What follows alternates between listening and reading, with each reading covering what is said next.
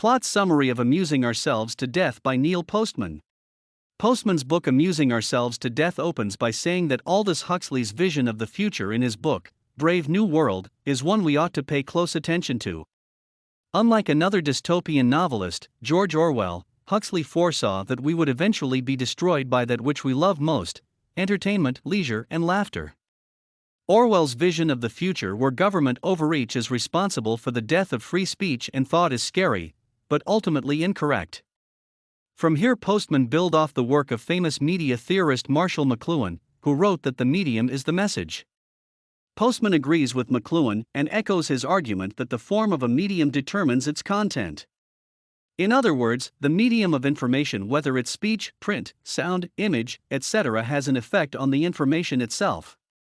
Postman discusses how discourse worked when America was a print culture. Because form has an effect on content, and print is a rational form of communication, print culture was more rational. Debates were longer and more thoughtful, and the monopoly of print produced a highly literate society. With the invention of the telegraph and the photograph, however, print lost its monopoly.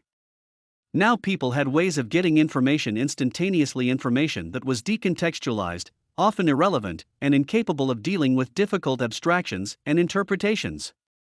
This set the stage for television. Once television became ubiquitous, says Postman, the decline of cultural discourse rapidly became apparent. Because TV is a form of entertainment media, all information has now become entertainment.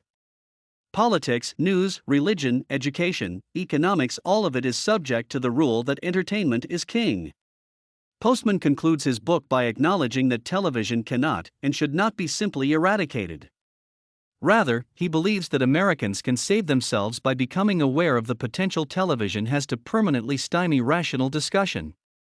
Once we recognize that forms of media wield this kind of power, we will be able to resist the urge to entertain ourselves to death.